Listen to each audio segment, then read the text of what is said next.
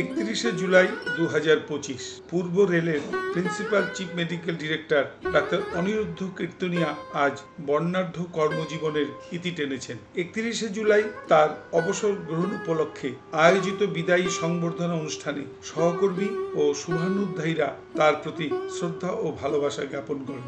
এই অনুষ্ঠানে ডাক্তার কীর্তনিয়ার দীর্ঘ কর্মজীবনের নানা স্মৃতি ও ঘটনার কথা উঠে আসে, যা উপস্থিত সকলকে আপ্লুত করে তোলে। অনুষ্ঠানে তার এক সহকর্মী ডাক্তার কীর্তনিয়ার একটি বিশেষ গুণের কথা উল্লেখ করেন, যা সত্যি অনুকরণীয় এবং অনুপ্রেরণামূলক। পূর্ব রেলের চিকিৎসা বিভাগের সর্বোচ্চ আধিকারিক হওয়া সত্ত্বেও ডাক্তার কীর্তনিয়া তার অধস্তন কর্মীদের প্রতি গভীর সংবেদনশীলতা দেখিয়েছেন। তার অফিসের অন্যান্য কর্মীরা যখন নন এসি কক্ষে কাজ করতেন, তিনি তাদের প্রতি সমব্যথী হয়ে নিজের কক্ষেও শীততাপ নিয়ন্ত্রণ যন্ত্র বন্ধ রেখে কাজ করতেন। এই ঘটনাটি ডাক্তার কীর্তনিয়ার মানবিকতা এবং কর্মীদের প্রতি তার শ্রদ্ধার এক উজ্জ্বল দৃষ্টান্ত। উচ্চ পদে আসীন হয়েও তিনি কখনো নিজের সুবিধা নিয়ে অন্যদের থেকে নিজেকে বিচ্ছিন্ন করেননি, বরং সকলের সঙ্গে একাত্ম হয়ে কাজ করার এই মানসিকতা তাকে সকলের কাছে শ্রদ্ধার পাত্র করে তুলেছে। ডাক্তার কীর্তনিয়ার এই ত্যাগ ও সহমর্মিতা নতুন প্রজন্মের আধিকারিকদের কাছে একটি শিক্ষণীয় বিষয় হয়ে থাকবে। তার এই উদাহরণ আমাদের মনে করিয়ে দেয় যে সত্যিকারের নেতৃত্ব শুধু আদেশ দেওয়ার মধ্যে নয়, বরং সহকর্মীদের প্রতি সহানুভূতি এবং তাদের সঙ্গে কাঁধে কাঁধ মিলিয়ে কাজ করার মধ্যেও নিহিত। আমরা ডাক্তার অনিরুদ্ধ কীর্তনিয়ার সুস্বাস্থ্য ও দীর্ঘ কর্মময় জীবনের জন্য শুভকামনা জানাই। তার এই মানবিক দৃষ্টান্ত চিরকাল স্মরণীয় হয়ে থাকবে। Medical director, eastern railway, Kolkata. Date of superannuation 31st July 2025. With best compliments from ECNB's office, Eastern Railway, Kolkata. হঠাৎ করে সন্ধ্যাবেলায় অনুপমদা আমায় ফোন করবে, বলবে যে একটা খবর আছে, অ্যাডমিনিস্ট্রেটিভ কন্ট্রোলটা 62 থেকে 65 হয়ে গেছে, বোর্ড থেকে একটা ফোন এলো। হ্যাঁ, সেই জন্য একটা মহা চিন্তায় ছিলাম। স্যারের সম্বন্ধে সবকিছু ভালো হয়ে গেছে। স্যারের ক্লিনিক্যাল এফিসিয়েন্সি, স্যারের অ্যাডমিনিস্ট্রেটিভ পারফরমেন্স এবং যেটা সন্ধ্যাটা লাস্টে বললো কর্মী। আমি আর ফার্দার বলছি না, তার কারণ স্যার এখন বলবেন অল আর রাবিশ। তো আমি একটু অন্যভাবে ব্যাপারটা বলি। স্যার তো প্রায় 1 বছর 4 মাস আমাদের সঙ্গে ছিলেন, এবং আমি যদি একটা গভীর সমুদ্রের জাহাজের সাথে তুলনা করি, প্রত্যেকটা বলেছে সেগুলো আমরা থাকুন, নিজের আনন্দে থাকুন, নিজের প্যাশন নিয়ে থাকুন। স্যারকে নমস্কার, আর তোমাদের সবাইকে আমার শুভেচ্ছা জানাই। আর একটা দিন স্যার আমাদের সাথে আছেন। আমার 28শে মার্চ স্যার আমাদের এখানে ডিসিএমজি অফিসে জয়েন করেন। তার বোধ হয় 2 দিন আগে উনি কলকাতায় এসেছিলেন। সেই আশাটা স্যারের কর্মজীবনের সাথে বলে বোধ হয় একদম সামঞ্জস্যপূর্ণ। ট্রেনটা টিকো বোধ হয় ছিল সেদিন। ট্রেনটা অনেক লেটে ঢুকলো শালিমার স্টেশনে।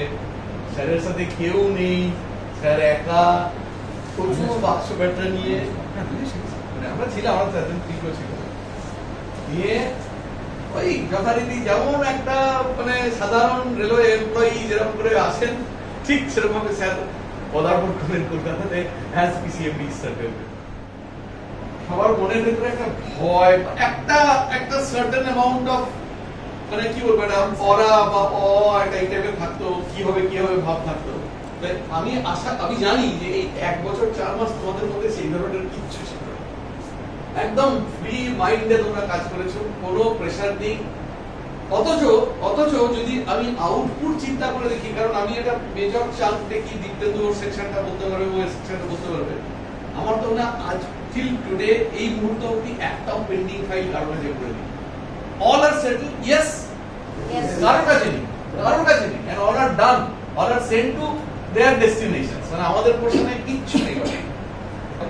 যে স্যারকে শ্রদ্ধা জানানোর সবচেয়ে বড় উপায়, যদি আমরা স্যারকে যে কাছ থেকে দেখেছি, ওই ওনার লাইফটাকে বা ওনার ওয়ে অফ ডিলিং, এইটাকে যদি আমরা কিছুটা নিজেদের মধ্যে আনতে পারি, অ্যাপ্রোচের মধ্যে, আমাদের ডিলিংস এর মধ্যে, আমাদের রেগুলার অফিস ওয়ার্কের মধ্যে, তাহলে দেখবে সবারই মানে সেটাই হবে স্যারের প্রতি সবচেয়ে বেশি শ্রদ্ধা জ্ঞাপন। এটা আমার মনে হয়েছে।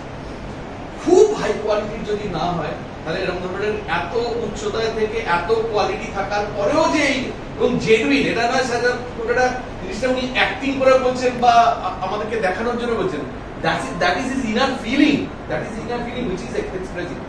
This is something মানে কি বলবো, খুব rare of the rarest character. Claims ট্রাইব্যুনালের অফিস, ওখানে গেলোট সাহেব আমাকে পাত্রকে যারা লাঞ্চে রেখেছিলেন, সেখানে মানে যে পিএফএসআই এসেছিলেন, তা এটি জাস্ট কথার ভেতরে বিভিন্ন রকম কথা হচ্ছিল। উনি পিএফএসআই হঠাৎ বললেন, আপনার সিএমডি লেকিন বহুত বড়িয়া আদমি, he is an excellent personality.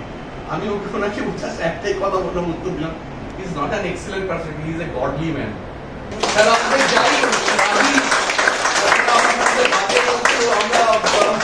আমার সব সহকর্মীরা কি আর বলবো, এক তো হচ্ছে যে সবাই যা বলেছে এর মধ্যে সত্যতা প্রায় নেই বললেই চলে। মানে এগুলো আর কি, মানে ওই ব্যাপারটা কি, রিটায়ার যে চলে যাচ্ছে তখন তার সম্পর্কে তো আর খারাপ কথা বলা যায় না, তাই ওটা তো একটু ওরকম বলতে হয় আর কি। ঠিক আছে, আর প্রায় 38 বছর আমি রেলে কাটালাম, এটা দীর্ঘ সময়। 38 বছর যখন ভাবি যে আর 2 মাস 2.5 মাস হলেই আমার পুরো 38 বছর হয়ে যেত রেল। এতগুলো জোন কাটিয়েছি, 5টা জোন যদি দানাপুর ধরি তাহলে সেটা এখন ইসিআর, মানে 6টা জোন। তো আমি একদিন হিসেব করছিলাম যে কটা হসপিটালে আমি কাজ করেছি, মোর দ্যান 20। মানে সেটাও একটা, মানে ভারতবর্ষের বিভিন্ন প্রান্তে বিভিন্ন রাজ্যে সব মিলিয়ে মানে 20-র বেশি, 22-24টা হসপিটালে আমি কাজ করেছি। শেষ সময়টা তো আমাদের অ্যাডমিনিস্ট্রেশনই কাজ করতে হয়েছে। আমি নিজে ফিল করি, এটা আমি নিজে সবসময় বলি, হয়তো ডাক্তার হিসেবে আমি নিজেকে আমার যেটুকু সামান্য জ্ঞান তা দিয়ে আমি কোনো রকমে চালিয়ে নিতে পারবো, কিন্তু as an administrator I M A failure. কিন্তু তাও যা হোক কোনো রকমে আমি যে চালাতে পেরেছি তার সম্পূর্ণ কৃতিত্ব এই 3জন এবং আপনাদের সবার। মানে এই ইয়েটা যদি স্মুথলি চলে থাকে তাহলে তার কৃতিত্ব গোটাটাই এদের, আর যেটুকু ভুল ত্রুটি যেটুকু হয়েছে সেটুকুর দায় আমার। কেননা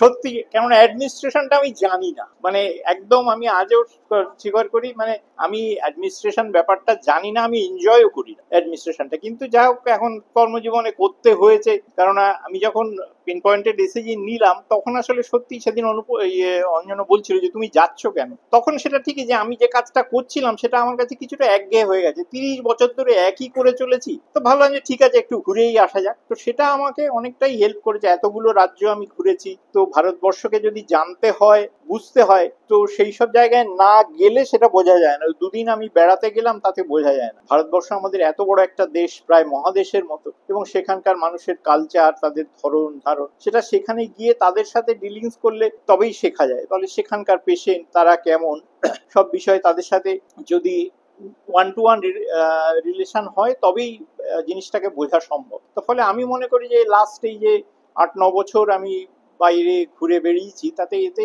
মানুষ হিসেবে আমি অনেকটাই এনরিচড হয়েছি। আগে তো আমি একটা, মানে যেখানে একটা হসপিটালে কাজ করতাম সেখানে অনেকটা বেশি শেল্টার, মানে অতটা ঝড় ঝাপটা সেটা হয়তো আমাকে অতটা বেশি সহ্য করতে হতো না, অনেক বেশি মানে প্যাম্পার্ড ছিলাম। কিন্তু এই জায়গাগুলোতে তো একদমই এক্সপোজ, ফলে সেই জায়গাগুলোতে নিজেকে মানিয়ে নেওয়া, সেখানকার লোকদের সঙ্গে ডিলিং, সবকিছু, ভাষা, খাওয়া দাওয়া, সবকিছুর প্রবলেম, তো সেই সময়টা আমি নিজে মানুষ হিসেবে আমি এনরিচড হয়েছি বলেই বলবো। যে আমি যখন 2016 সালে কলকাতা ছাড়ি আর আবার যখন ফিরে এলাম, তখন মানে আমার নিজের চরিত্রগত ধৈর্য বা এগুলো নিশ্চয়ই আগের থেকে অনেকটাই বেড়েছে। তবে সত্যি সত্যি অ্যাডমিনিস্ট্রেশন, মানে অ্যাজ এ পিসিএমডি আমি নিজেও, আমার মানে ভয় ছিল। সত্যি কথা বলতে কি, আমি পিসিএমডিশিপ নেব না বলেই ভেবেছিলাম। আমি যখন সাউথ ইস্টার্নে কাজ করি 2023 সালে আমি ভলান্টারি রিটায়ারমেন্টের অ্যাপ্লিকেশনও দিয়েছিলাম। কিন্তু মুশকিলটা হচ্ছে যে তখন পিসিএমডি ছিল মিহির দা, আর যিনি জিএম ছিলেন উনি আমার পেশেন্ট। মানে জিএম তো আমায় ডেকে একদম মানে বললেন যে কোনো অবস্থাতেই তোমায় ছাড়া যাবে না, হবে না, আমি ফরওয়ার্ড করছি না, নাথিং ডুইং। তো ফলে মানে বাধ্য হয়ে আমাকে করতে হলো, নাহলে আমি 2023 সালেই, আমার ওয়াইফও অবসর নিয়েছিল, তো আমিও তখনই ভেবেছিলাম যে আর ভাল লাগছে না, রেলের চাকরি অনেক হয়েছে, 36 বছর হয়ে গেছে, আর করবো না। কিন্তু যাই হোক, সেটা ও তো পাঠালোই না রেলওয়ে বোর্ডে, তো ফলে আমার আর করা হলো না, শেষটা আইপিসিএমডিশিপ নিতেই হলো সাধারণ। তারপরে এখানে তো ভালোই লেগেছে বিভিন্ন জায়গাতে। তবে মানে এখানে এসে তো মানে আমাকে কিছুই করতে হয়নি, এরা সব করেছে, আমি শুধু সই করেছি মাত্র, আমি কিছুই জানি না। মানে আমার কোনো মানে ইয়ে নেই, যা কিছু সিংহভাগ কৃতিত্ব এই তিনজনের। মানে অনুপমের কথা তো বিশেষ করে, ওই আমি ওর কাছে জিজ্ঞেস করে কি লিখবো কি করতে হবে, ওই বলে দিত এই স্যার এটা করুন, আমি ঠিক আছে। ফলে মানে আমার কোনো কৃতিত্ব নেই। আমি সবসময় সেটা বলে থাকি যে ডাক্তারটাও ডাক্তারিটা হয়তো করে ফেলতে পারবো, কেন অ্যাডমিনিস্ট্রেশনটাও শিখতে হয় আসলে, এটাও লেগে থেকে, কেন এটাও একটা খুব বড় সাবজেক্ট, যে কিভাবে ফাইলগুলো হয়, কিভাবে করতে হয়, আমি কিছুই জানি। আর নিয়ম কানুন তো আমি কিছুই জানি না, ওই যা ল অফ দ্য ল্যান্ড যা হয় যেটুকু মনে হতো সেরকম করেছি। ঠিক আছে, যা বুঝবে এরপরে তোমরা বুঝবে।